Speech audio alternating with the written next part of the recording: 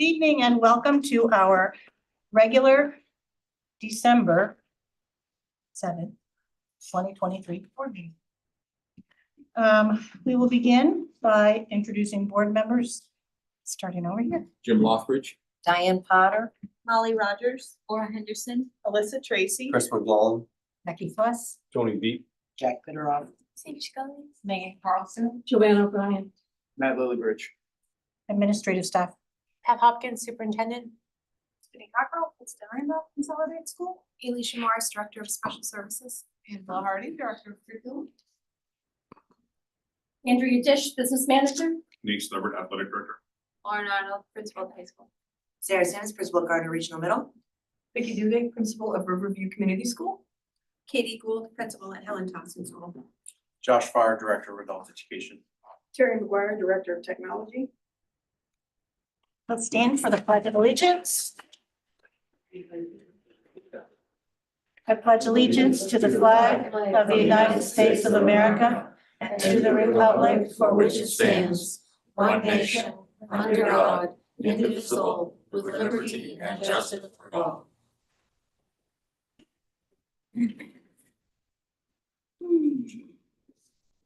Public comment. Is anyone here for? Okay, seeing none. Review and approval of agenda minutes, prioritization of items, and alteration of the established agenda format sequence as needed. Yes, I have a few changes. Under correspondence, I'd like to add a C. That is a retirement letter that we received today from Randy Wing, science teacher at the high school, effective January 19th. Oh, no. Capital Area Tech, we did not have school, nor did Augusta have school on December 4th, so there was no meeting. The meeting has been rescheduled for next Monday. Under general information, we have an L. We've hired Katie Cohn to be the middle school drama club advisor. Fine. Under nominations, we did not include Abby Dunn's salary. It's prorated, 49,556. Again, it's prorated. Also under superintendent's report, want to add wreaths across America at the Gardner Regional Middle School. Want to bring that to your attention, and I will provide you an update on today's bus accident. That's it. Motion to approve the agenda as altered. So moved. Moved by Tony, second. Second. Second by Jack. Questions or comments? All those in favor? Motion carries. Excellent.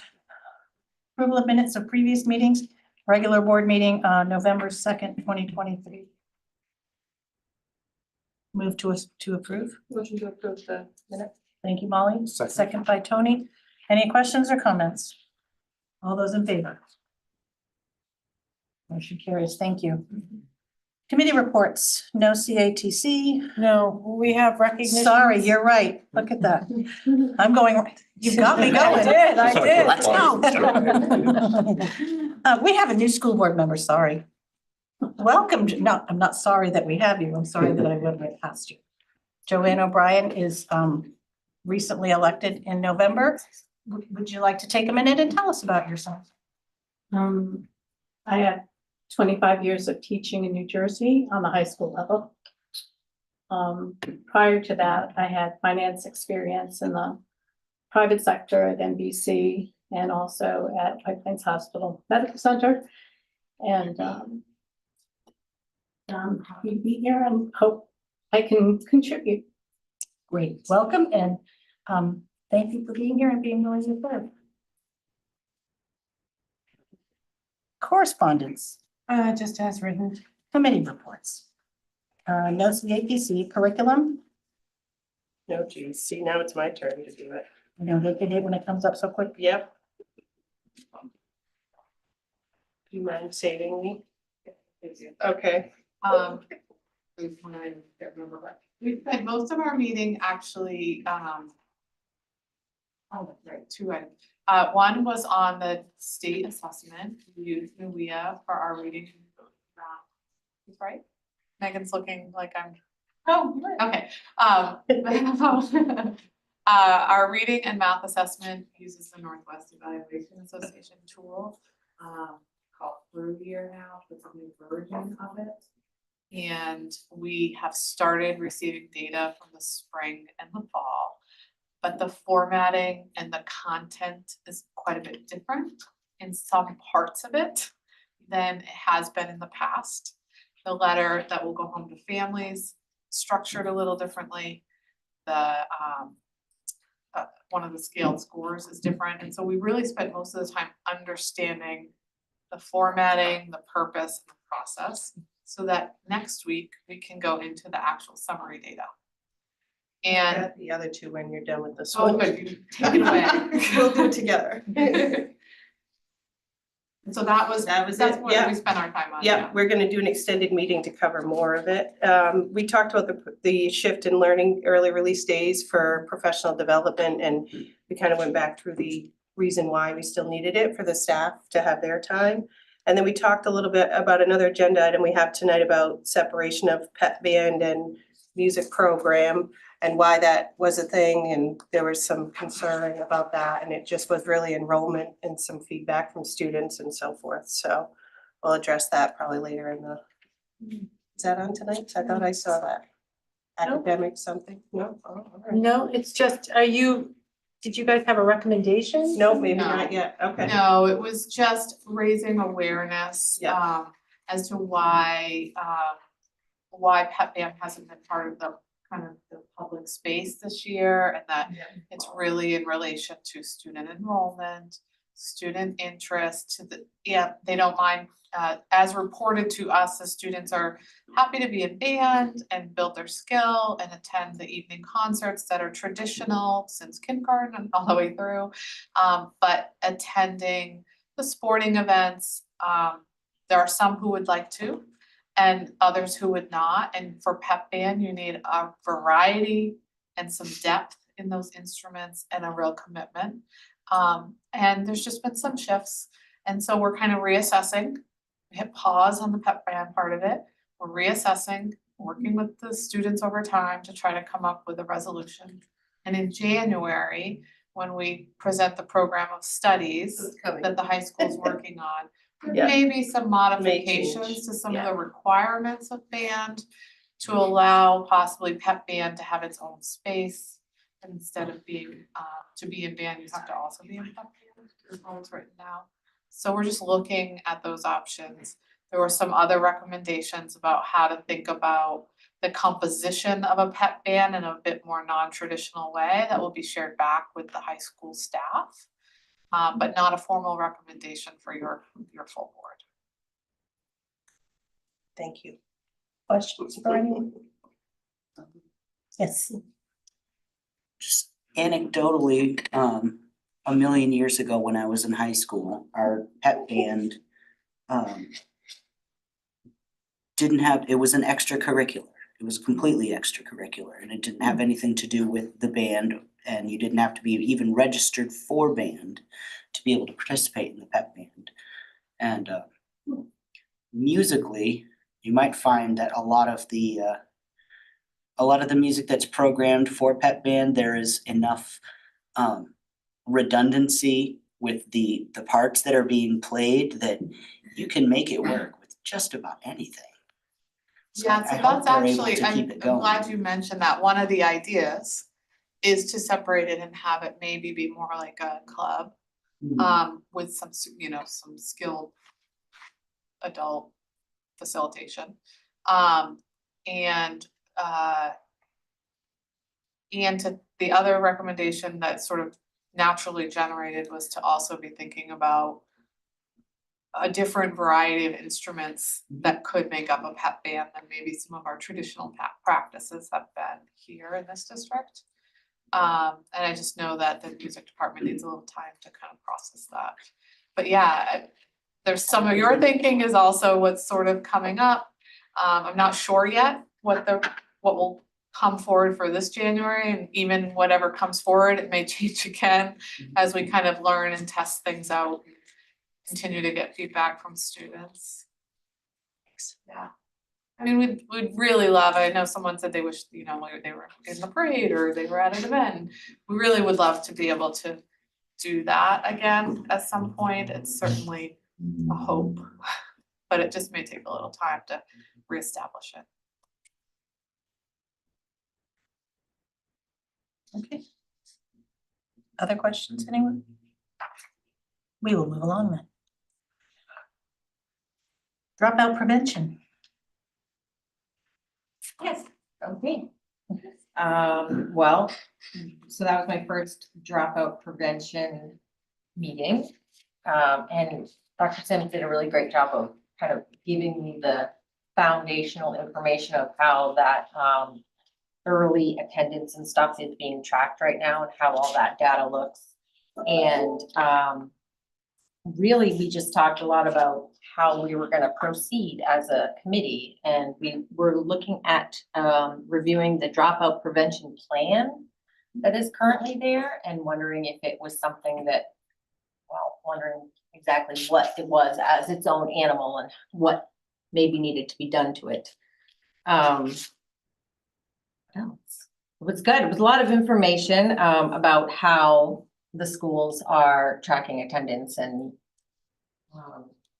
you know, trying to catch situations that could prevent a dropout in the future. What sound like about? No, I think you summarized, we did a lot of groundwork last year in aligning a lot of the attendance components, those sort of 7 components to our MTSS tiers.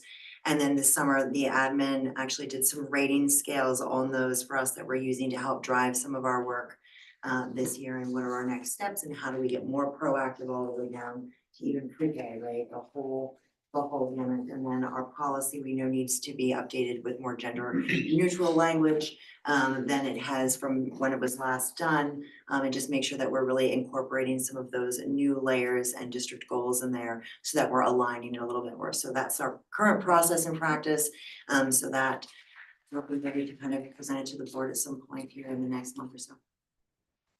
Is that committee live streamed? It's not.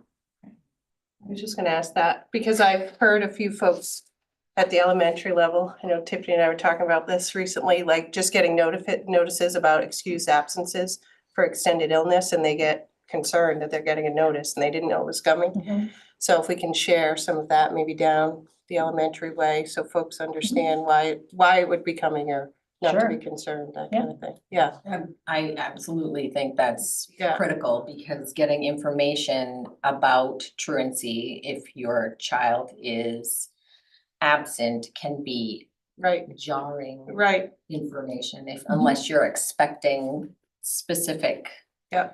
terminology Yeah. coming your way. I don't know, I think, yeah, it just comes back down to making everybody, you know, work together all the way down to the young grades with the same consistent language and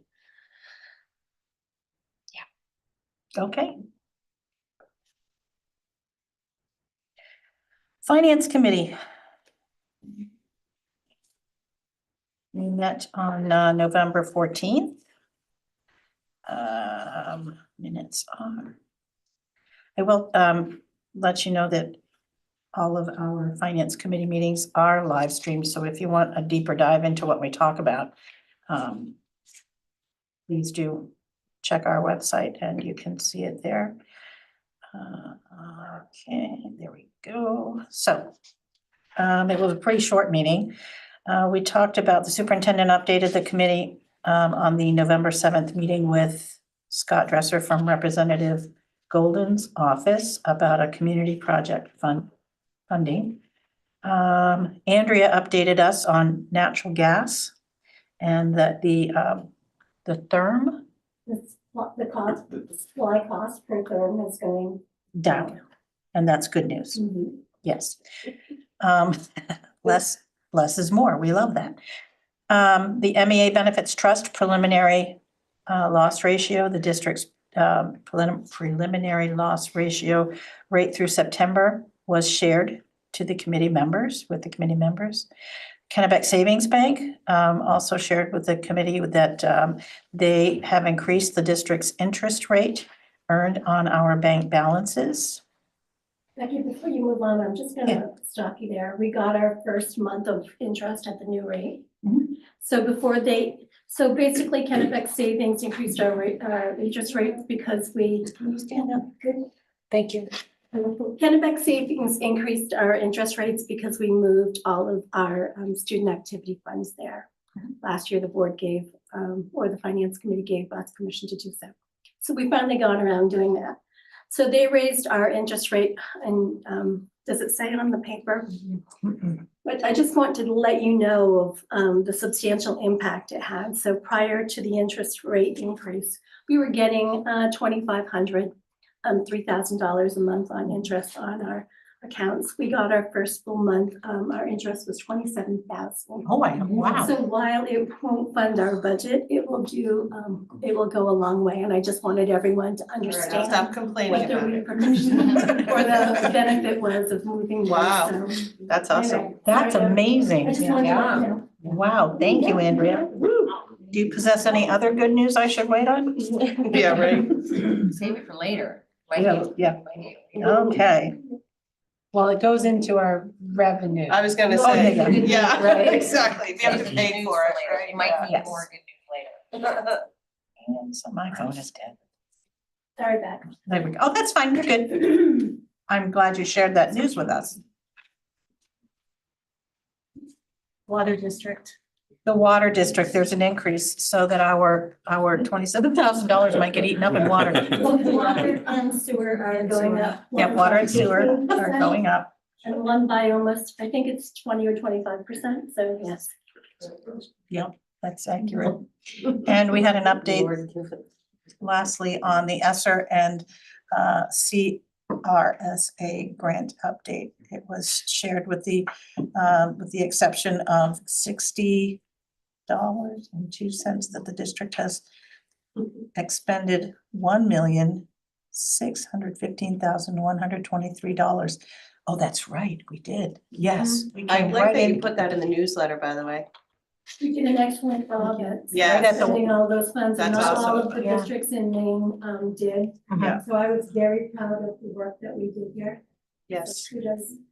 Good job. And again, it was a 30-minute meeting, so that's really the length of time of like one of your favorite sitcoms. So I would encourage everyone in the public to take 30 minutes to watch the finance committee meeting, because that's how we get smarter. Let's be clear, it's not always 30 minutes. But this time it was. Budget season is around the Sometimes- corner. It's going to be a lot Sometimes it's 2 longer. hours. Yeah. it's gonna be a However, lot this longer. last one was 33 Right. minutes. Right. So That's a record. I would just love it if everyone would do that, and we'll all go away a little bit smarter. It's not always good news either, but I was one gonna was say- This was good news, so watch the good news. We'll take it. Next, policy committee. Great, thanks. So we met on November 8th, which was actually, usually we meet, like today, we met right before the full board meeting. We rescheduled in part because of the high school, the play was going on that we went to, so we couldn't fit it in that day. So we met the next week. Just as a heads up, and ours is live streamed. Yeah, I believe. I'm certainly talking to the camera at times. I watched it from home today. Right, people can do that. Uh-huh. So, what we prepared from our meeting is, what you see is, sort of two bundles there, one for a first reading, and I'll make a motion in just momentarily.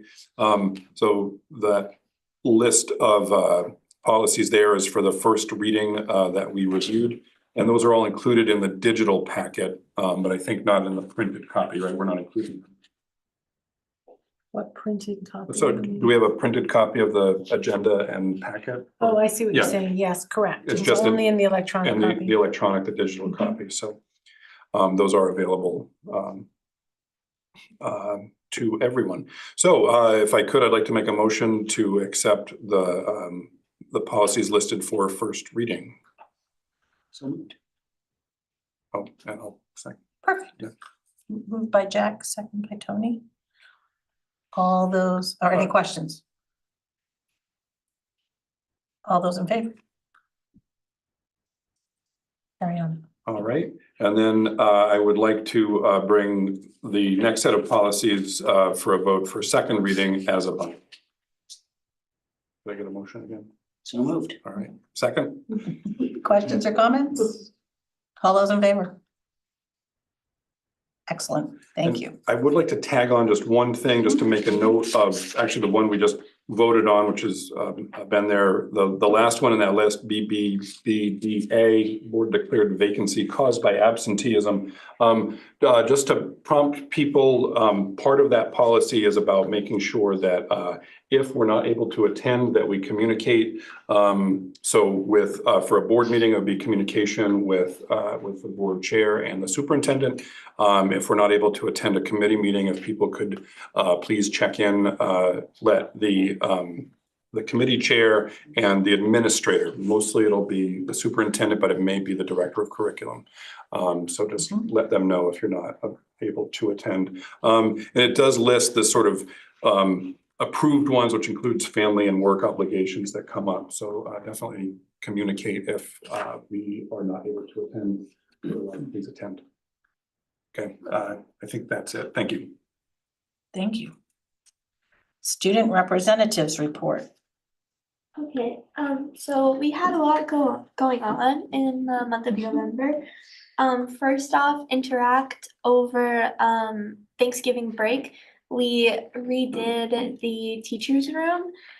We painted the walls and we got them the big Keurig coffee machine, and we did a bunch of other little updates. And so that was received really well. We got a lot of thank you notes, and the history department just had their first department meeting in forever, so that's really cool. So yeah, okay, we also for Interact, we're holding our craft fair December 16th at the Christ Church.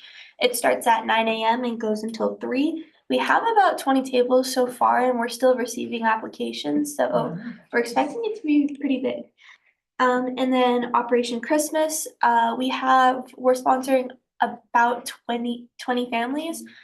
We have one family being sponsored by the civil rights team and one being sponsored by student council, which is exciting. And then for NHS, we did for the Thanksgiving baskets, we did a mac and cheese drive, which is kind of like a homeroom competition, and that was extremely successful. We got over 500 boxes of mac and cheese. So we were very generous with the mac and cheese in our Thanksgiving baskets. But that was also super successful. We had a lot of families come in. We only had a couple leftover baskets, so that was really good. And then we are holding a blood drive on December 15th, the first one in a while since before COVID. And so that is open to staff members, and if you would like to participate, please email Ms. Boudreau. Great, thank you. So the drama club had a successful show, The Woman Who Came to Dinner, and yeah. You guys had a lot of fun. I did too. And the musical is Little Shop of Horrors this year. It's going to take place on February 1st, 2nd, and 3rd, so mark your calendars. Yes. And it's at 7 p.m. in the Little Theater. Field trip. Yes. And then I have a couple POL announcements, Poetry Out Loud. I want to read off the names of the classroom winners, if that's okay. This contest took place before Thanksgiving break. So we have Liz Nugent, Cole Hickey, Michaela Jackal, Catherine Manser, Cameron Chadbourne, Garrett Babcock, Savannah Johnson, Mackenzie Keith, Logan Ponziani, Victoria Tracy, Sarah Manser, Lucas Hutchinson, Henry Gingras, Bailey Earlback, Ella Kruk, Paige Stroud, Desmond, Allie Neal, Kai Cummings, and Elijah Grant. So they will be competing in the school-wide competition next week, December 13th.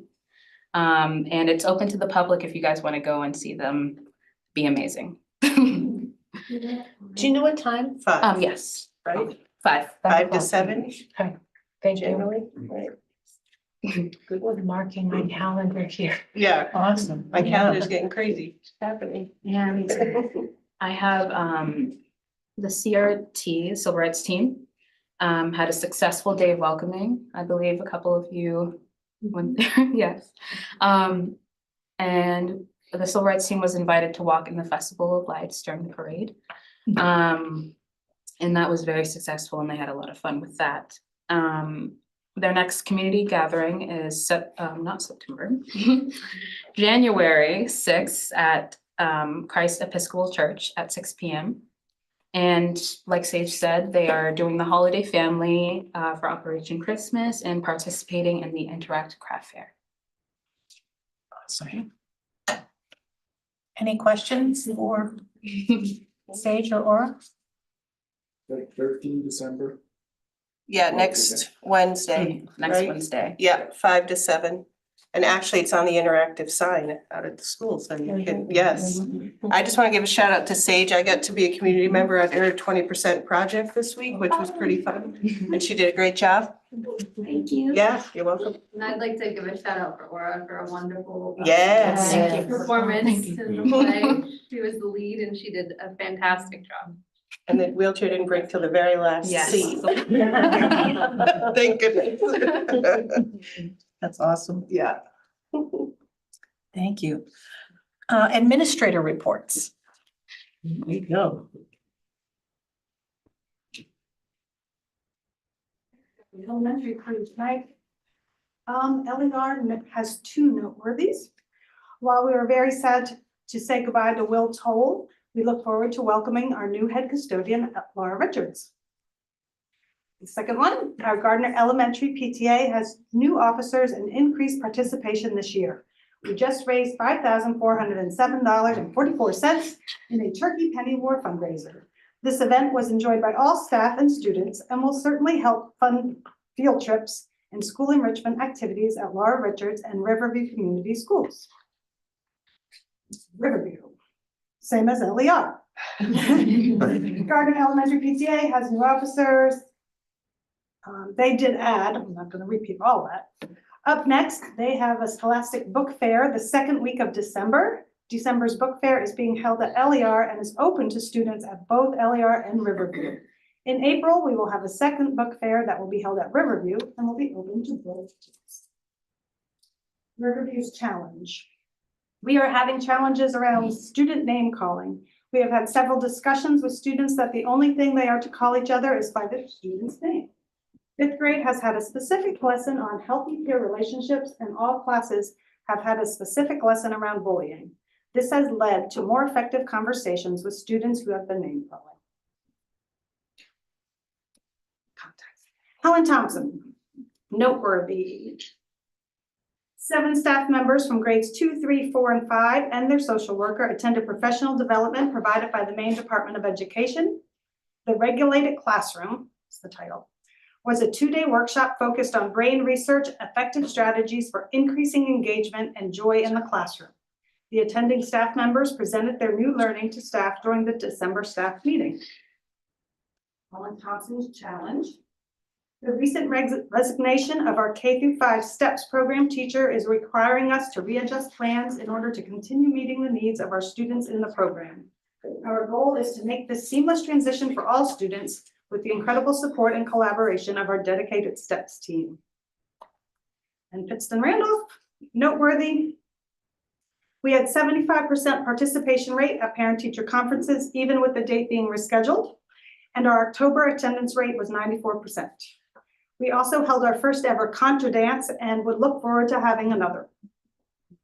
Our challenge, our internet continues to be glitchy and boots students off when they are working on various academic platforms. We're thankful for all the work Terry and the tech team has done already and are continuing to do troubleshooting the issue. And if I can add on, today Terry was there and we had a successful session all the way through. Must have Wi-Fi in their head. If it was only the Wi-Fi. Oh, no. No, but I really, the parent-teacher conference thing, that's always a curiosity to me. because I know we want parents in school. I know we want families to come to school, go to school, make friends. So I love it that you had that kind of great participation, and I would love to know what kind of participation happens in all the schools. Yeah, and that was probably down 10 to 12% from previous, but I thought for every schedule and given the state. Yeah.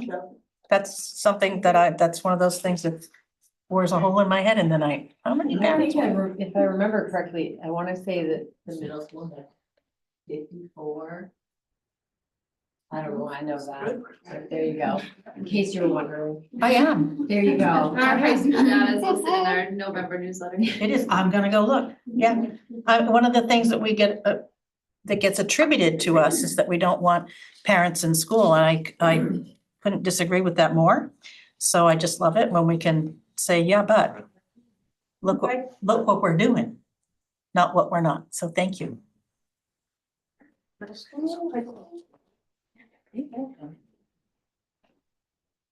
All right, good evening, everybody. So I'm going to read middle school and high school. So middle school first, noteworthy is we had our Red Ribbon Week door decorating contest where many members of our community came in to judge over 16 doors throughout the building. The students decorated with the theme, "Be kind to your mind," to message the importance of staying away from drugs. A huge thank you to Becky Fless, School Board President, Andrew Carlton, City Manager, Todd Pillsbury, Gardner PD Chief, Patricia Buck-Welton, HCCA, and Lizzie Snyder from 92 Moose Radio host, for coming in to judge and see the amazing work our students are doing. Camp Out for Hunger was incredible, and students raised and donated to 92 Moose's Camp Out for Hunger a total of 3,526 items. We are so thankful to our community for all their support in both of these endeavors. And the challenge at the middle school, vaping in the bathrooms remains a concern. It is very difficult to prove if a student was vaping in the bathroom. Even searches don't always yield any evidence, as they hide them in areas where we do not and cannot search. Parents have reached out to share they are finding pictures of students on their children's phones vaping in the bathroom, but are not always willing to share the pictures, as they may also incriminate their own children. All right, at the high school, noteworthy, our National Honor Society continued the tradition of collecting donations for Thanksgiving baskets. This year, we handed out 200 Thanksgiving dinner baskets to local families. Our Interact Club redecorated the staff room and supervised staff members on Monday. Surprised, I don't like glasses. Staff members on Monday. This was a surprise to me. On November 27th, as a way to show their gratitude for their teachers. On November 20th and 21st, 33 GAHS English classes competed in our annual Poetry Out Loud classroom contests. Mrs. Arnold, Mrs. Perret, Mrs. Folsom, Mrs. Jones, Mrs. DeSoto co-judged alongside with the entire English teachers. This marks the 15th year the student body has participated in this inclusive, energizing program. The school-wide POL contest is Wednesday, December 13th at 5 p.m. in the Little Theater, free and open to the public. Challenge at the high school. We echo the concerns of vaping in the bathrooms. It is a consistent concern that we work to address daily. We experience the same difficulties in proving a student is vaping and in yielding results when performing searches. Adult education, noteworthy. At least 5 learners have returned to adult education this month after being away for extended periods. This is always good to see. 2 more learners completed the high set for a total of 4 graduates since the start of the year. Our new math teacher, Leah Glazier, has hit the ground running with several learners in person and remote these past few weeks. We are happy to welcome Alex Kelly to our evening administrative position, and we have completed interviews for our advisor position. Lastly, we had a recent Kennebec Neighbors Advisory Board, and I have all board members chosen, with MSAD11 community member Dr. Paula Greenleaf now having joined. Challenge, onboarding and training new staff, planning the catalog for winter, spring, and starting budget planning. Challenging, but exciting. And for athletics, GAHS will have unified basketball this winter, thanks to you folks. And we are very excited to start our first season. Our middle school girls soccer team won the Capital Area League Championship this fall, and I believe it was the first time that we have ever won it. GAHS had 28 athletes recognized for KVAC Fall Sports All Conference and All Academic Awards. And the challenge, once again, has been to get people to work games. So we have a lot of people that we employ to work games. Sometimes getting them all hired has been a bit of a challenge. That's all I have. Middle school and high school. Thank you. Thank you. Assistant Director, that's you.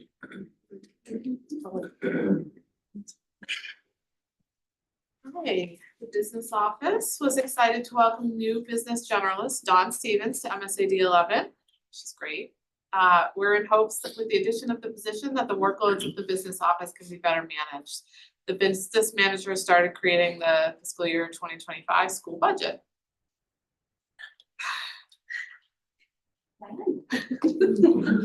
Challenge.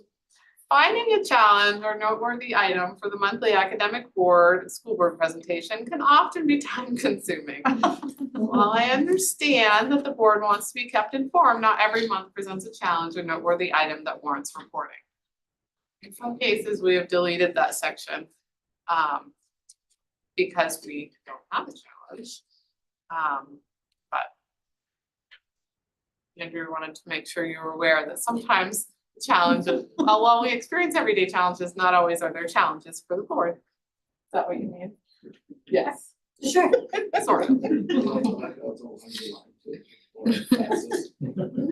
Yes. To visual aids on the right syllable.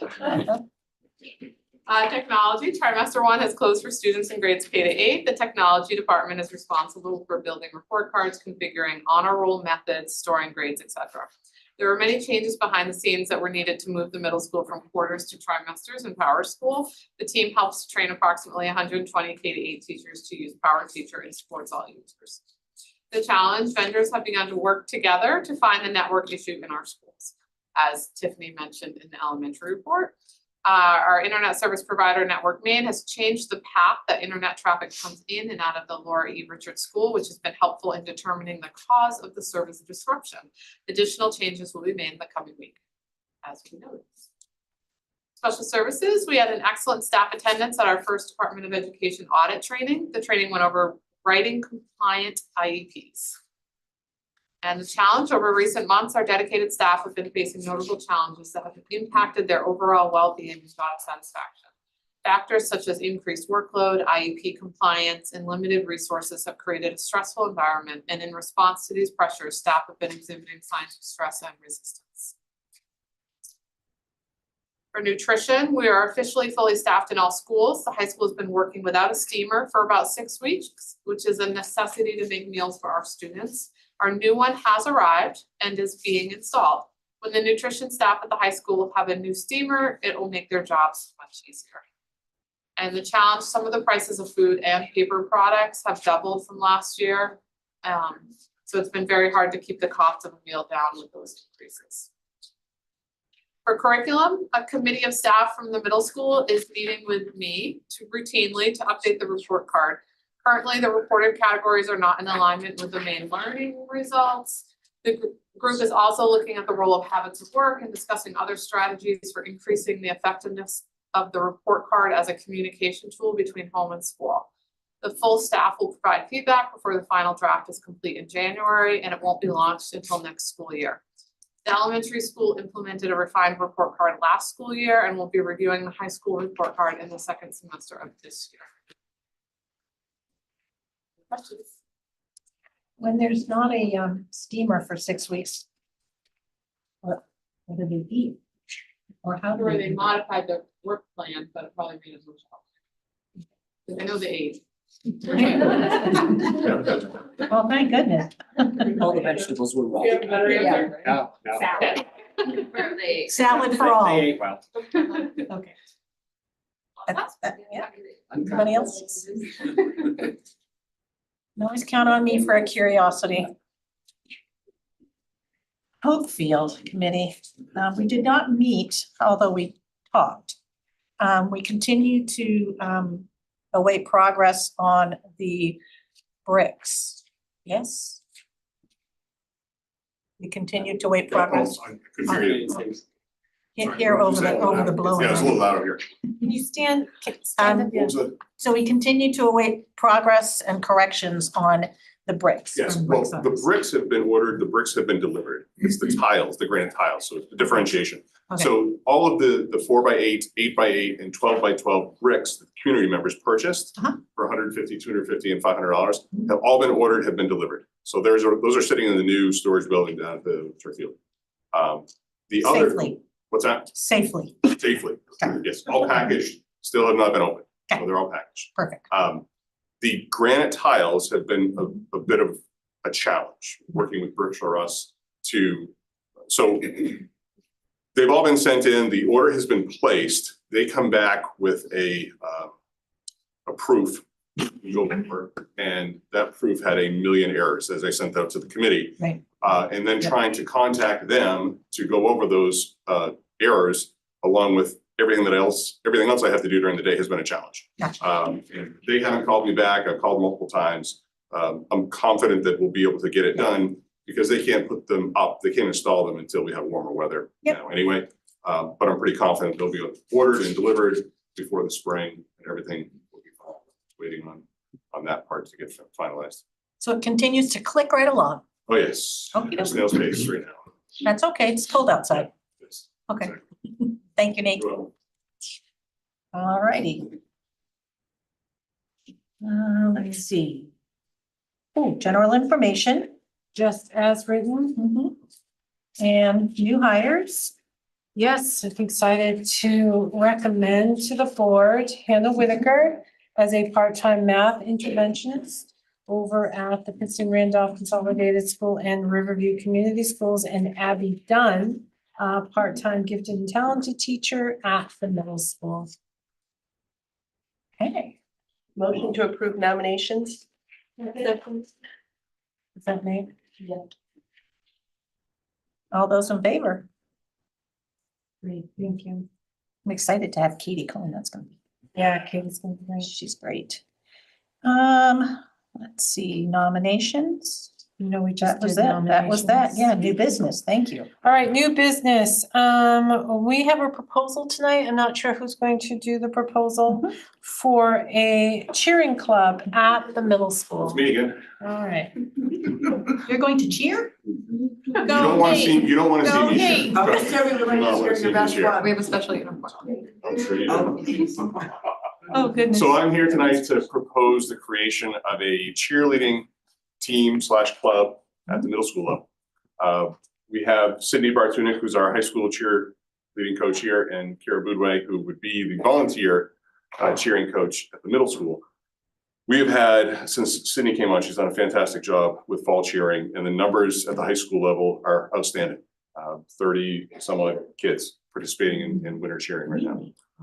Yeah, it's fantastic. So there's a gap between youth cheering and high school cheering that there's a need, and we feel that we need to fill that need. So we put out some signups. We had 29 kids sign up so far at the middle school. We don't know if that's a real number. There were a couple of names I sort of tilted my head to the side. But either way, very positive numbers in hopes that this would be created. So for the first 2 years, this would act as a club. It wouldn't be funded by the school district at all. It would be sideline cheering at middle school basketball games is what the creation of this would be for now. There is an opportunity eventually to enter some competitions. So along with the high school competitions are also middle school competitions that take place at the Augusta Civic Center, along with the KVAC cheering competition as well. So that's something that may be down the road in a couple of years. If the district decides to fund this moving forward, there would be some transportation costs involved, and obviously the coach's stipend and maybe some uniforms. But for right now, the first 2 years, we would use uniforms that we have. There'd be no transportation, and we'd be doing sideline cheering. The only thing I will throw out is a caution about committing transportation in the future. Right, sure. We're being really careful. Our transportation department is already stretched beyond capacity. So if you're adding any type of club or sports, which I support, but if you are adding we have to be mindful of what the potential impact could be for our transportation department. And I'll just clarify that it's a one trip and it's on a Saturday. That's usually when the competition takes place. So it's not like your regular sports teams that are out 2 and 3 nights a week. This is just a one-time thing. Question. Yes. Oh, you go first and then Joanne and I'll go last. It's a stupid old guy question. Like for winter sports, do the cheerleaders and sports teams travel in the same bus? They won't be traveling. No, I mean, just in general. No, so our cheerleaders only do cheer home games. That's it, at the high school level too. So the middle school cheerleaders will just be cheering at the, however, for football, they travel and they have their own bus. Yes, yes. And do clubs like this fall under the general liability insurance policies of the school Yes. district? Mine's a different question. So I know that there's cheering at the Boys and Girls Club, correct? Or there used to be cheering at the Boys and. Yeah, not anymore. Fall, I think. But it's Now using under the garden. consistent, right? It's, it's the Gardner Youth Football Board That's right. has a youth cheering team for the fall. And so that leads into my question of, does it stop? Was there a gap when it got to middle school? Yes. So this is Yeah. filling a logical. The fall is 5 to 8. Mhm. But ends with football, and Yep. then there was nothing to fill in. So this for fills a winter. gap. This fills a gap. This is perfect. Yep. Continuation. That's great. Okay. Can I Thank you. echo that Gardner Youth Football, the fall and building in, there were over 60 kids that signed up For cheering? for cheering this fall, the youth, Yes. young. There were more girls that signed up, No students that signed kidding. up for cheering than there were players, they said at one point. It was a huge turnout, They so. actually cut so it, to and be there were able- kids who yeah, they- wanted to participate they and weren't limited it. allowed because Yeah. they didn't have enough. So there's a large group that could fill these Sure. roles. And that's why the middle school cheering competition has been added. It was added a couple of years ago because it's growing popularity in the state at that level. That is so interesting. The sudden burst of needing to jump and be happy. Maybe it's post-pandemic. There are worse things. I think that's a great thing. I assume the parents are going to have some input to that, or? We'll hopefully we'll have enough uniforms that we have from old high school uniforms and potentially borrow some from Gardner Youth Football as Well, well. I'm thinking some of the kids are pretty small. Some of the girls in high school are pretty tall. If not, they're certainly allowed to do fundraisers. They can get sponsorships from. Do you know what a typical uniform would run to buy? Is We it? bought uniforms for the high school last year, and I think the way I budget for uniforms is every team gets an allocation for uniforms. And if the uniforms cost more, then they would maybe go to the boosters and ask for that money. So I think last year I budgeted, I don't know, $2,000 roughly per team for uniforms, And that would be how many uniforms? depending upon how many players they have or how many athletes they have. It varies for each team, so. But it's usually $150 roughly is what I calculate for uniforms. It's different for other sports because sometimes you have sets of home and away. Where cheering, you just have one set. Cheerleaders I'm talking Yeah. about. Yeah, so I think it was around $150 per Thank you. uniform. I think that's great. Awesome. Thank you. Nate. Do we need to make a motion? Yes. I make a motion that we create the Gardner Regional Middle School Cheering Club. Second. Who was that second, Molly? Excellent. Any more questions or curiosities? All those in favor? You're supposed to do this, you guys. You gotta all do it, see? Any opposed? Any abstaining? I love it. Thank you very much. Thank you.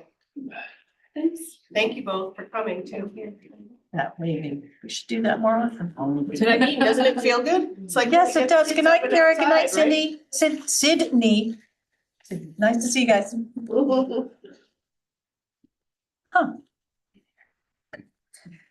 Huh. Back to business. Yeah.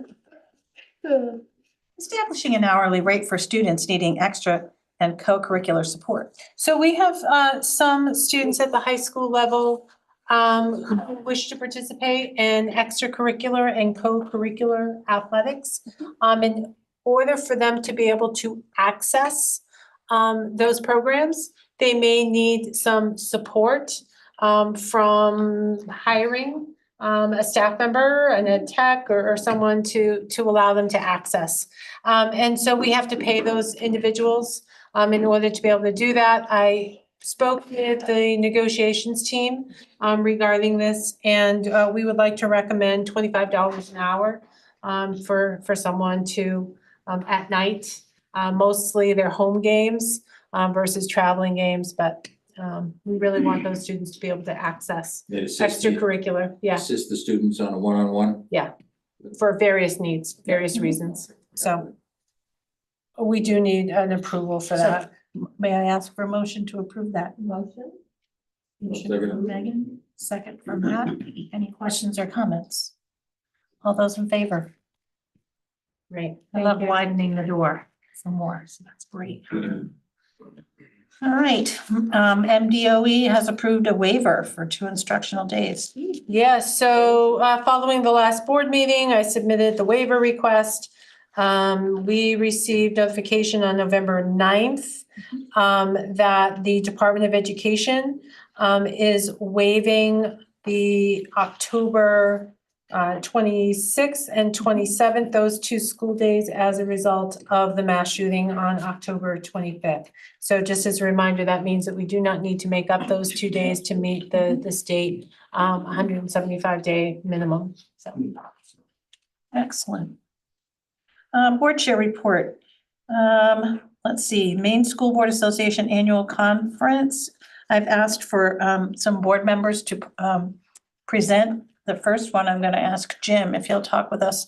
He attended the artificial intelligence. Yeah, I was quite taken when I went to our keynote speaker. I can't even remember his name, I'm sorry, but. Bill Daggett. Oh, Bill Daggett, right. Yeah, Bill Daggett. Speaking about artificial intelligence and the ability to relieve our teachers of some of their detailed work they must do, not the creative part of being a teacher, but the part that says, I have to be here to do this, to do that. And I was very impressed with it. So, and he mentioned a program called Chat GPT. And they have a gazillion of those programs to help with. And they don't ask questions of it, they prompt it, which I found interesting, but they give answers, but no questions, just prompts. Oh, look, like Terry knew you were gonna talk about that technology. There it is. Work together on Ah, yes, it is. Excellent. And the interesting thing about it is it was brought to the public 1 year ago this month. In the first 2 months, they'd 100 million users. I have no idea how many they have right now. One of the folks that I read quite extensively, and I've been reading for the last month. And one of them, she has a way of presenting she calls it a toy, but it's for a very small chat where it's asking, and it takes 99 parameters to accomplish that teeny tiny little toy thing, she calls it. Well, the capacity, if you get into the crux of the matter where you get into it deeply, it's 500 billion parameters to match some of these questions. That is not really why, I'm not here to try to tell you what it is, because I don't understand it all. But the fact is, it's here, it's coming, and we should have students that can understand how to use it. We need staff that knows how to use it. It can be abused. I actually wrote a letter to the school board that said, I asked it to write a letter for me to introduce Chat GPT to the school board. And then I went around and I said, can you review this letter and tell me if I sign it, is it plagiarized? In other words, am I using somebody else's work, the Chat GPT, to do it? And the answer is yes.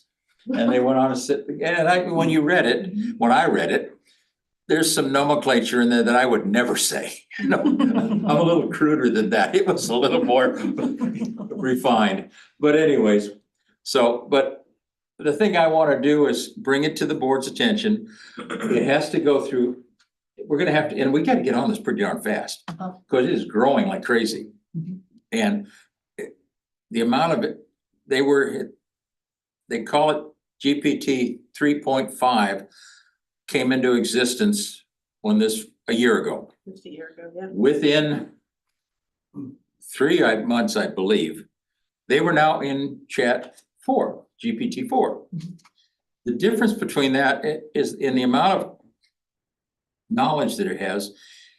It's approaching 80%, 80 to 90% of the entire human language that has been in existence at the beginning of time. Anything that has been written is in there. So it is something that we need to go. I asked Terry to bring this up. This is Chat GPT. This is your letter to the school board that you just talked Yeah, about. it is right there. About to generate. Yep. I didn't have to do much. I just Thank you. typed in there, it said, write a letter to the school board to introduce Chat GPT.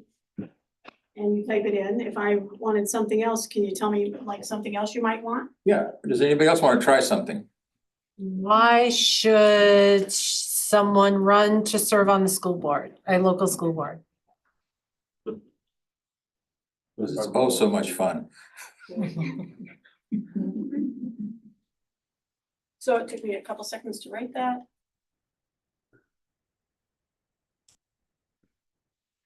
Oh, look at it go. There you go. Yeah. We're using it at work. We've had interns write programs for us already to do things like I need to reset my password or I need to do other things, and they did it in 3 months. So people in college and stuff are already in this, like doing it pretty. We had some training as an administrative team over the summer. We Nice. spent some time, we're talking about it, we're using it. I know some of the administrators have sat down side by side with some of our staff members. They are using it. You can use it to create IEPs, Yes. right? You can use it to create lesson plans. So there are lots of tools. You can use it to write job descriptions. Yeah. So for those of you on policy, right? Yeah, it really is remarkable what it can do in such a short period of time. But Jim, you're right, this is changing. The technology is changing so fast. We just can't. We're gonna Keep on have to top get of it. buy-ins from our teachers and from the parents. They need to understand that what we're doing. Some folks will think it's a conspiracy of some sort, but it's, even if it was, it's here, it exists. Right. We need to have our students prepared to accept this and work with it in the future. And it's going to, I'm gonna tell Becky, which I've told her before now. If we get around to building a new school, when, and I've never said this in a meeting, you know that. I know. But we're gonna have to think ahead 50 years to make sure that that building is prepared to grow with technology. And it's going, and once that building gets done, we're gonna have to look at whether or not we can modify any of our other 2 buildings, the middle school and high school. I don't know if we can, I mean, and I'll be long gone, which is great. So, but it's gonna be happening. One more thing and then I'm gonna shut up. This is that picture that Terry just put up, this piece right here. It took me 1 minute and 16 seconds to write the prompt. I don't type well. It took 22 seconds to generate that entire paper, 2 pieces. And bingo. Exactly. And this was actually the second one I did. I actually did one earlier than that. And that's the one that I found that I was much more sophisticated in. This one I wasn't too bad in, but. Anyways, thank you. No, I really appreciate it. Matt first, then you, then Joanne. Just to talk about the Sorry, I plagiarism pointed. piece, it was brought to my attention that my son had written an email to administrators and it was a little too formal for maybe a 12-year-old. So. Just saying. When I talked to him about it and I said, how did you write this? You know, I said, maybe someone suggested Chat GPT. Well, yeah, I used that. And then I Googled how to write an email and so on and so forth. But then we started talking about plagiarism. Because I know in Toronto, when I was doing grad school, there was a program where we fed papers in and spit out how much, whatever, Yep. so. I mean, the administrators / curriculum, I don't even begin to know how we're gonna tackle that in the future. Or how easy college is going to be if you get better at, covering your tracks. College About papers, changing the task. college papers go through, you can put, you can just run them through something and it will tell you. It's out there. Yeah, I was gonna say, It's a way to figure there it is an out. AI, there are many AI Yeah. programs out there that you can run student papers through that will help identify if it was written by AI. And we have run across that at middle school. And we created a AI resource bank that has these helpful tools for teachers to make their, and kind of more administrative tasks easier. And we've included tools to catch, to detect that AI use. So we have a really good resource bank going right now. Is there gonna be a new style guide for ChatGPT, for God's sakes? Right now, ChatGPT is valued at $30 billion. And they're in the They're a year middle of a old. tender offer Yeah. for $80 billion. And Microsoft now owns about a third of the company.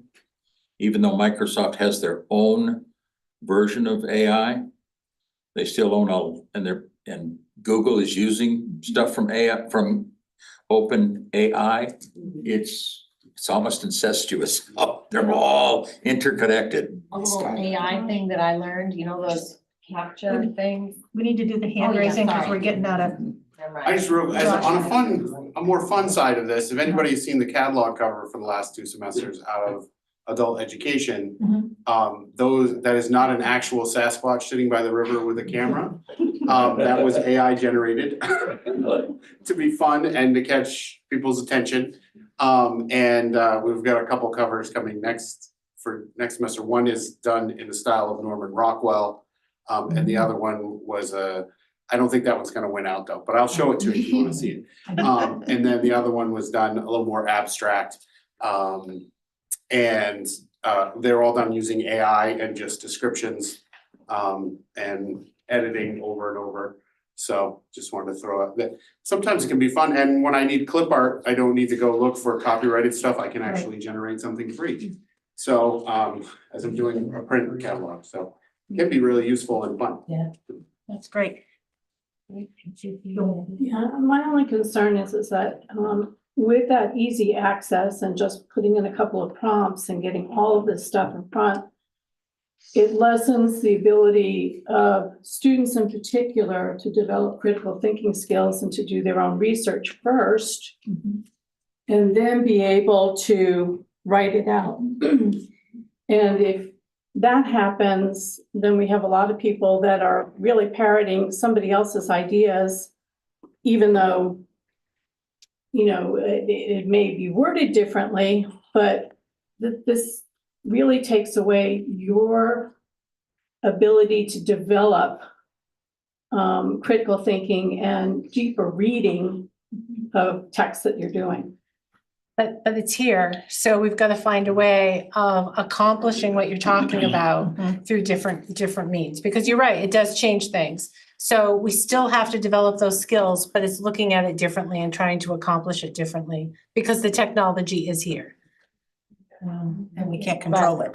Right, but you're right, so we need to be thinking about it differently. Yeah, maybe a case of where you have to do a first generation idea list yourself first before feeding it into Chat and see if it's compatible or whatever. But I think we really need to focus on how do we teach our kids not to get so reliant on technology that if the network goes down, they're at a loss to do anything. Jim? The only thing when I was talking about that, part of it, what we have to do is exactly what you're talking about. I don't understand that what you're saying about I don't know that will work, to be honest with you, but we have to teach them to use this technology respectfully. We've got to figure out a way to make it happen, and so that they're not just punching in a question and getting a report out and then recopying it with a little change in their approach. You know, I go back to when I was a kid, we have Cliff Notes. I loved them. Yep. Yeah, right. And you know, and until I was in college, I never really read a full book, and I love reading now, but it was, you know, it's the way it was. And so these are the things that we have to address. And if we don't, we're doing a terrible disservice, because I don't care if we agree to it or agree with it.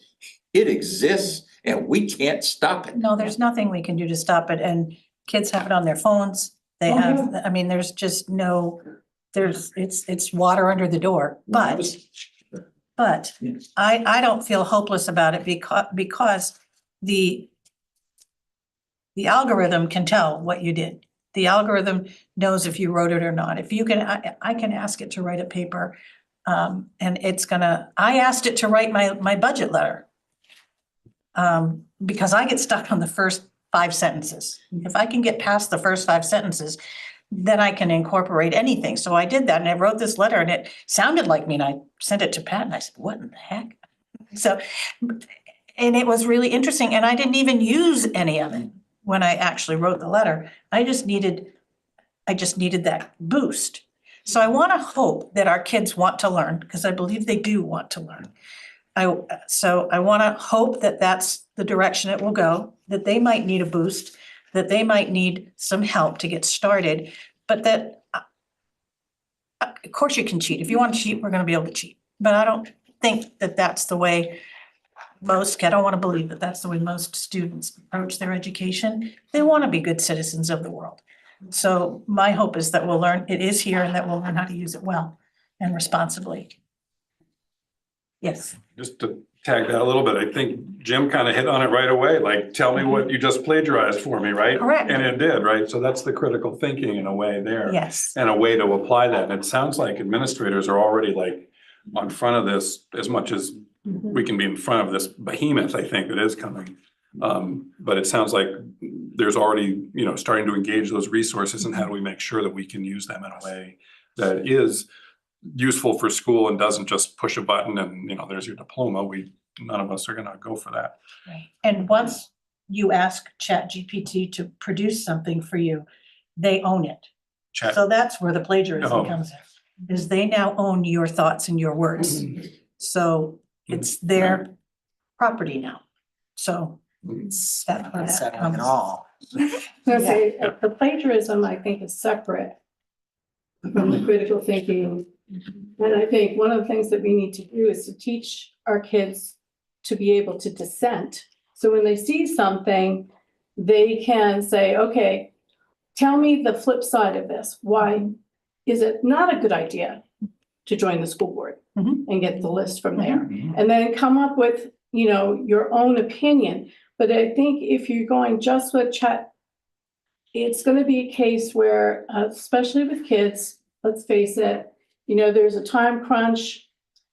Kids tend to be lazy in those areas. If there's something more fun to do, they'll leave things to the last minute, and they may not really be doing the critical thinking that we want for like research or analysis. Doing a form letter, that's not an issue. But I think when we get to the more critical thinking aspect of it, ChatGPT might be just too much of a lure not to do the hard thinking. And so I think with the curriculum committee, there's going to be a lot to do with that in terms of how do we get around that. Angela. So I just want to clarify, one of the things we're really known for in this district is caring for each other and having strong relationships with someone across students and adults in a building, and hopefully many more than one person. We have really great staff. We've already been on top of this for a while, administratively and with staff. It's a steep learning curve. We're not going to get it right the first time. And discerning the role of the curriculum committee is something that we're not yet ready to do. This is at the core of teaching and learning that resides in relationships between staff and students that builds community. clarifying expectations and being thoughtful about how we're going to achieve those expectations. This is a tool. We've had many tools in our past that have come up that we couldn't stand, including the calculator years and years ago, that said that's gonna be the end of math instruction, and it wasn't. And so there are some really big flags, absolutely. And we will find our way through this. Absolutely. And this is not an alarm. We will figure this out. We will work alongside our students to figure this out, and we're already on it.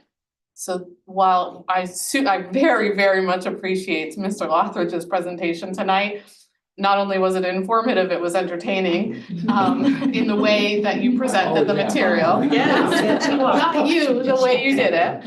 AI can never capture that. And I think it was a great opportunity for some conversation and for us to all collectively be informed, to raise our concerns, to recognize that this is not it's only a year old.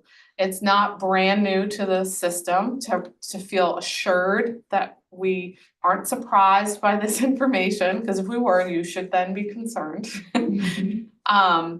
And, you know, while we have our greatest area of interest right now in that 6 through 12 community, this is in our elementary schools, and so our elementary staff and principals are sort of in on this too.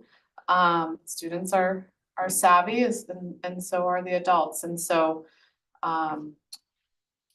yes, it's something to pay attention to, but this is not like as a board, I'm not sure we're in a position to kind of get in and lock this down before our staff and our students have time to develop a better understanding of that intersection between teaching and learning. So I just Pump the brakes. Can I add to that real quick? Talking about students in elementary, it's an equalizer. We have a student who struggles with writing.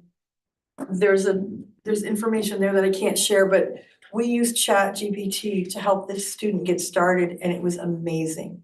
This student feels welcome and accepted in the classroom now and does their own research around it and their own writing, but it helps the student get started instead of being stuck and totally breaking down. We have seen such an improvement, and just this one student by using it as a tool for the student just to get started. So it's an equalizer. Yes, there's definitely concerns we have to pay attention to, but I just see it for some of these students, how incredibly powerful it's going to be with students that struggle with communication. It really has helped this student tremendously, and I can see it helping more and more as we go. So just that's at the elementary level, what we have seen just in the last couple of months. Thank you, Vicki.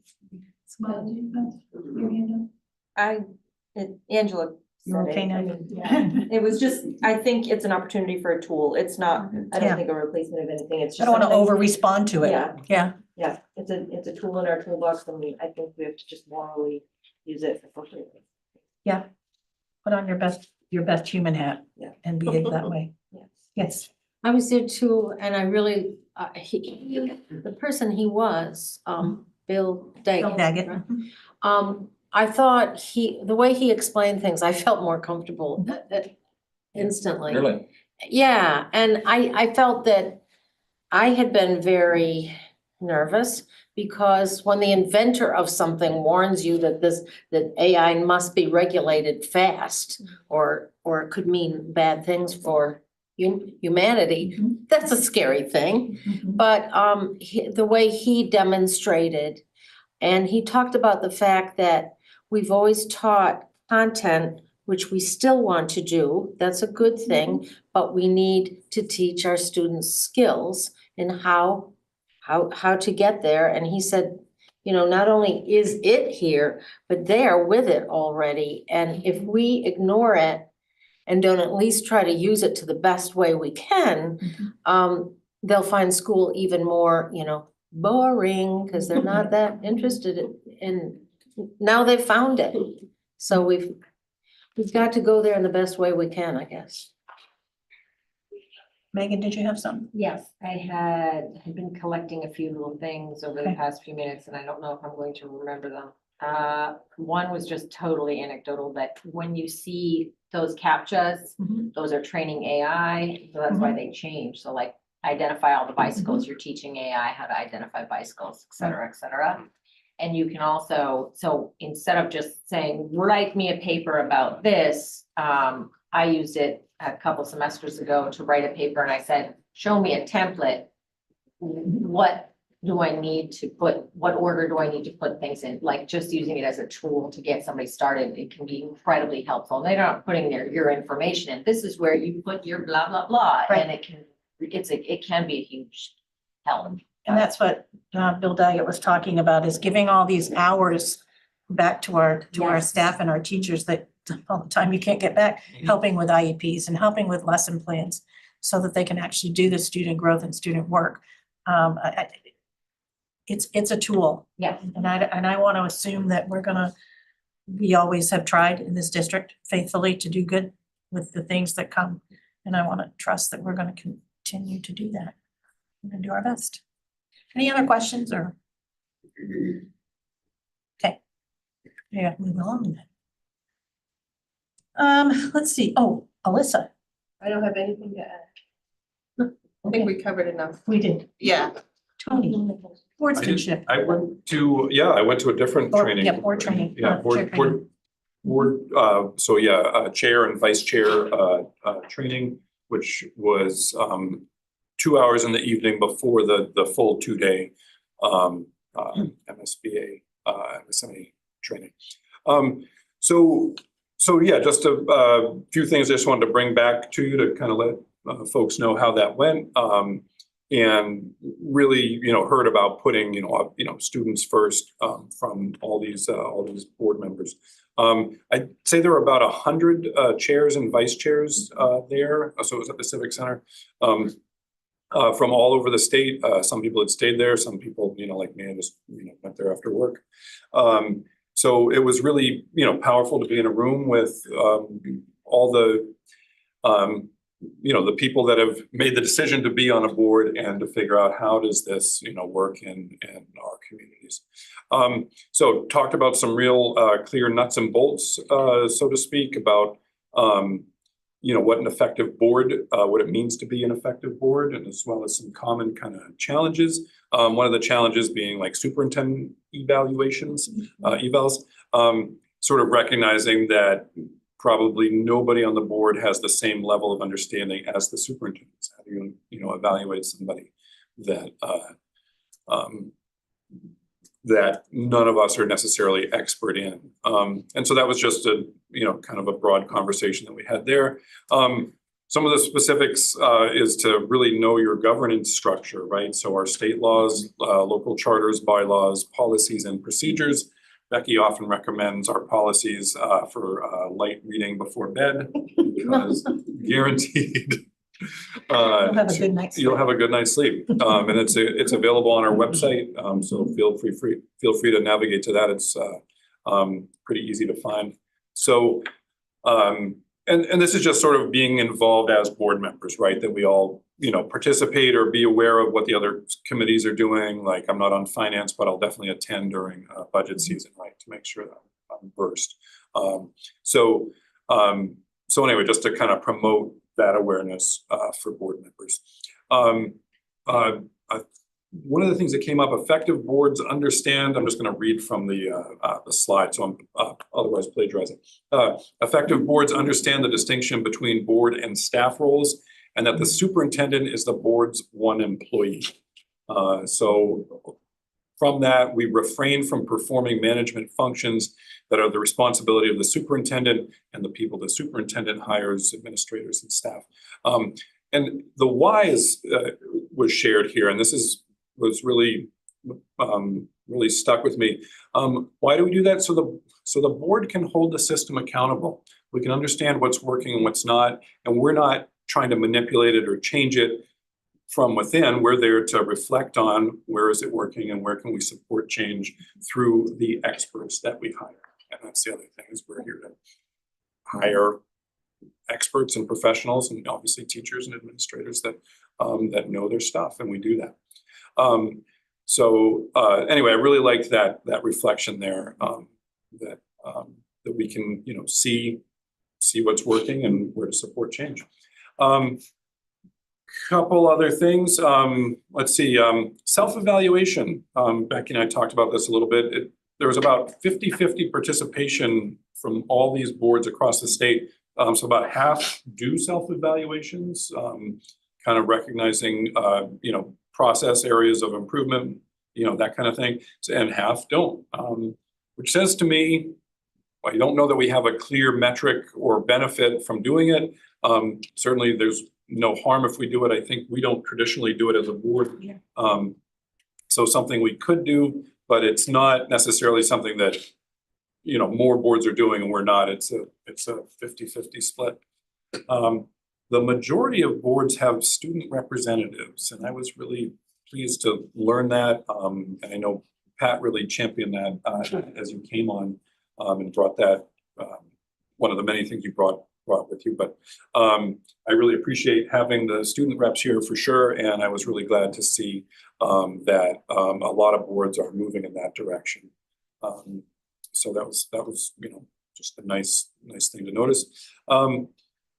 One of the things in the presentation talked about also being aware of, Robert's Rules of Order. There's a book, Parliamentary Procedure for Dummies. Is that it? Yeah. So along those lines, so if you did want to learn more, that's a great direction to go to refresh on Robert's Rules of Order. A lot of boards do a more informal process, which we tend to do. There can be a benefit for having a more formal Robert's Rules structure, of course, if there's a larger board or larger public commentary or that kind of thing. So just a thing to be aware, hey, we can be informal, but then maybe there are times when we do want to have a little more specific structure, which we've done in the past. I think that is about it for me on that. So thanks for listening. If there's any questions. Any questions for Tony? One of the things we talked about, I'll be very brief, I promise, that we talked about last night when we were gearing up for this is, it occurred to me that we've had student reps for years, like 10 years. So that's like maybe 20 people. Wouldn't it be fun to get them all to come back so we could all see them and see how it's been and how their lives have grown? I'm in touch with many of them and I don't know why. Maybe because I love kids, and I love to see what they do and their lives become more magical by the moment.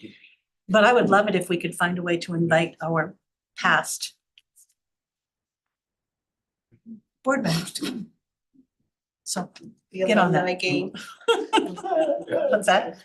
One more thing to add to your list. Well, maybe the board could take that on. Yeah, maybe. We could reach out to them. And I think that would be fun to see how they're doing and where they are and. Yeah, I don't have contact information for them. It sounds like you have more contact with them than I do. Yeah. Maybe it's because my kids went through high school when they went through high school and, yeah, you remain connected over time. I think that'd be fun. Last for my report is, Joanne mentioned, and that's a great thing, this is a great thing, that we do a field trip to the schools. Many of you probably haven't been, you're new enough board members, Jim, new enough board members that you haven't been through all the schools, and we haven't done it since before the pandemic. So we'd love to schedule an opportunity, probably on a Saturday morning, where we climb on a school bus and take a tour of all the buildings. So fun. Doesn't it? Yes. Yeah. We can bring coffee and go. We can make it fun. We've done it before. It was okay on a Saturday morning. Okay. More candy. I'll bring more candy. I'll bring more candy. Need a Dunkin' stop first. And a Dunkin' stop. Tell them the boss to dress well. Yeah, but I think it could be fun. We haven't done it in years, and I'd love to see Helen Thompson now that it's all put back together. A Saturday in January? Is that what you're thinking? Do we want to do January or Or February? March? February's March? hard. February's a short month. Oh, let's do Students it are before invited, Jim right? goes. The student reps are invited. Absolutely. Yes. Not January, because I'm gonna be out of the state. Right, you said that. And I've been wanting one of these since I got on the board. That's been 6 years ago. I'd like to meet one visit, so February, if possible. Okay, we could do like February 3rd. That's the musical, that might be. Yeah. Oh, You wanna go musical? The 10th, When do you come back in January? February 10th, February 10th, Gabe, February 10th, February 10th. random date, just remember. Send me an invite. We'll send you all the information, Send me an invite, please. but yes. Sure you put in the field trip request form. We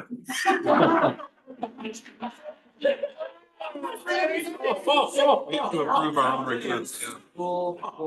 Amazing. What time do we want to start? Takes at least 2 9? 9? Well, Gabe, that was good. Watch me be sick that day. That's what I'm saying, right? You know what, if you're sick, we're coming after you. Yeah. It's your chance. Let's have the window down. You have obeyed all the rules up to this point. And we already have an assistant principal at the high school who's offering to give a tour. So I love it. Jackie is. She'll do the She's tour. paying attention. Is she watching? She's watching from home. Hi, Jackie. Hi, Jackie, thank you. That'll be great. The other thing that I would add for you, you're updating the committee makeups? Yes. Oh, thank you. I was looking to see. if you Yes, had new actually, I ones. sent it Good to job. Martha yesterday, so I will ask her to send it out. to the Oh, board. okay. Yeah, she All right. has it. Okay. So be looking for it in your email. What is it? The new committee assignments. Committee assignments. Oh, Committee makeup. I'm out of here. After February 10th, he's out of here. You're still here for a little while longer. You're here for a little bit longer. So yes, your committee assignments will be in your email. We get to contest them? Just kidding. I welcome any complaints. It makes it so we can get together and have fun. Yes. I love that. Okay, All right, so Superintendent. my report. All right, so winter has arrived. Snow days are upon us. Here we are. Here we are. Here we are. Very sadly, we've already called a snow day, which thankful we did, given that Yeah. West Gardner was without power for till noonish. We in Pittston? And Pittston was without power, so those two elementary schools, it would have been a bit of a challenge. Yeah. So it worked out fine. Last year, when I spoke to you about snow days, there was a general sense that board members preferred traditional snow days. They are talking, of course, as you probably heard, more snow this winter. There's a potential. So behind the scenes, I'm working with administrators, with the association to begin preparing for the possibility of some remote days. So we started with a snow day. Generally, we have 4 days that we have available. And those 4 days allow us to stay in our seniors to stay in compliance with state law, for their graduation. They need to go to school 170 days. And so with graduation already set, if we go to school into the 3rd week of June, we're out of compliance, right? So that gives us about 4 days to play with. So I just want you to know, we're starting off traditional, but we'll be keeping an eye and we're preparing for the possibility of remote days. The remote days would not look like it did during COVID. It would look very different. And it would look different depending on the age. You know, so elementary school, it would be packets potentially that would be sent home. At the high school, you would have assignments on Google Classroom. Teachers might have a couple hours of office hours available for students if they have questions, that type of thing. There was a waiver at the federal government that allows us to send food home in advance. Oh, good. Right? Otherwise, we couldn't do it. Yeah. Right? So if we know that there's a storm coming, there's the possibility, we can send like shelf food home for families who sign up for it. It wouldn't go to everyone. We would send out a survey and ask.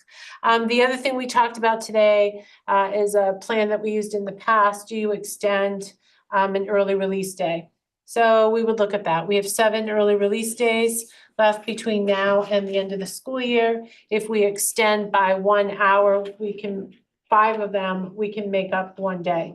So we're just looking at all of those options, and I hope you read the article that went out yesterday in the newsletter. I hope that Yeah. was helpful. Yes. Pat, when we discussed this last year, and I was actually in favor of this doing remotes if it would, but I thought that we got a little pushback from some of the teachers because they like to have that, they're overloaded and it gives them a little extra break, and teaching from home is harder than teaching in a classroom. At least that's what I listened to my 2 daughters, and they have done both for many years, and so We've been in communication with the association. Okay. The association has polled the staff. There's been a little bit of a shift this year, and there are more staff members in support of remote. It does still present a challenge for staff members who have, say, young children, or they don't have strong internet service at home that prevents them. But we're trying to be really clear that a remote day is not what it looked like during the COVID years, right? It's different. And so administrators have been asked to work collaboratively with their staff to develop a plan that will work for them and for students and families. And there are a lot of school districts who do use remote days. So I've requested that they reach out to those schools, to staff members in those particular districts that they may know, to get some tips, some ideas on how they could best incorporate a remote day in MSAD11 should we use it. So, and that's what they're doing.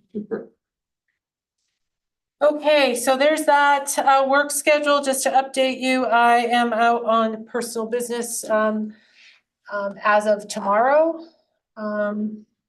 I will be on a plane at 5:30 in the morning. I'm not getting much sleep tonight. Yeah, but I'll be back in on Wednesday, so. Austin? Portland, yeah, so. Wreaths Across America, that is on Sunday. So Sarah, do you want to just update everyone? Yes, absolutely. So Gardner Regional Middle School has been chosen as a stop site for Wreaths Across America. If you're not familiar, Wreaths Across America is where they caravan all of the wreaths to Arlington National Cemetery to lay them on the graves of the various veterans there that are buried in that area. Nice. It is an incredible experience if you've ever seen it or looked into it. So 14 tractor trailers along with motorcades and it's like a thing. It's not just that. There are a plethora of people and definitely come. So they will come park at the middle school. They will come in, they will get to use our facility to kind of have a rest break. Then there will be a 30-minute ceremony of about 4:30. Because they're supposed to arrive around 4:30. There'll be about a 20-30 minute ceremony where we honor them, they honor us, and then we get them back on the road because they have a long way to go to get there. But it is really exciting to do that. It has been an interesting journey for me because they have I can't even tell you how many meetings I have had with a ton of their people. We were really bummed their MEE, which is their education unit, was supposed to be here Monday during snow day. They're hoping that on their way back up from Arlington, they'll be able to fit us into the schedule to bring it because all of the students were going to be able to go in and our local veterans were going to be part of that. And the students were going to get to go through both sides to learn what it is and learn some of those different layers from them and with them in conjunction. So it was really neat. Even the kids were really bummed about it, but we're hoping we'll be able to fit it in. So if you're able, I'm telling people you would probably want to be at the middle school to come around 3:30 because we have to park in very specific spaces. We'll be in the very awesome orange vests, try to direct you in those places, because we need to leave the majority of our parking lot open. So we're parking kind of on the back side of the building. And then we have some extra overflow at the businesses across the street who have been very generous of, sure, if you need it, come on over. So that way you're there, you can witness the caravan and then come in and be part of that. So just really exciting. So I don't know, it's neat. When is that, Sarah? Sunday, this coming Sunday, December 10th. And I would just add locally on, I believe it's the 16th of December, there will be wreaths placed on the at cemeteries in Gardner and in West Gardner. I would assume Pittston and Randolph as well. So if you have interest in participating, there are opportunities. You could reach out probably to the city of Gardner and they would know who to connect you with, and then the same for West Gardner. We've done it for Girl Scouts before. It's pretty rewarding to see the kids get the reason why, right? Yeah. Yeah, yeah. Awesome. That's great. And then the last thing I have is bus accident. Actually, we've had 2 bus accidents this week, just so you know. I didn't communicate the first one because it was so minor. The first one happened on Tuesday. We had a vehicle that forgot to remove the snow off their vehicle. And they drove into basically a tire of the bus because they couldn't see the bus. But there was no damage to the bus, no damage to the car really. I did email you today about a much more significant car accident that happened around 6 o'clock this morning, in which one of our wheelchair accessible buses, our smaller buses, I was trying to turn from 126, so Cobussy, around Cobussy, onto West Hill Road, which is the high school road, and went to turn and was broadsided. In speaking with Officer Connor, the truck that hit us did not have any lights on. So when our bus turned, it was because at 6 o'clock in the morning, when it was still dark, our driver could not see this truck that was approaching. And so he turned into the pathway of the truck, but it's because the truck didn't have the headlights on and he couldn't see it. So you can see the video. Well, we're not going to share the video, but in the video, you can see that just a few seconds, 15, 20 seconds after the vehicle hits the bus, all of a sudden the lights come on. So, yeah. So, I expect, based on, what I heard from, Officer Connor, that, that person will probably be cited. And insurance will take care of it. But fortunately, no students were on the bus. The driver was not injured. The driver of the truck was not injured. And everyone is fine. The bus was damaged, but it was drivable. Gabe was able to take the bus up to O'Connor to have it repaired. The truck had to be towed. Oh, wow. That means they were traveling at some rate of speed. I don't know. I can't project, but I do have photos. If anyone really wanted to look at a photo, I could show one to you. No, that's okay. It's the truck is definitely damaged. Yeah. That's such a bummer. What a way to start the day. It's really unfortunate. So just grateful that no one was injured. Everyone's okay. No students were on the bus, so we're good. But there we go. And that's all that I have. And that's all that we have. So we are adjourned. Merry, happy holiday, Christmas, whatever everyone celebrates. Thank you so much. Take care of Feel yourselves. better.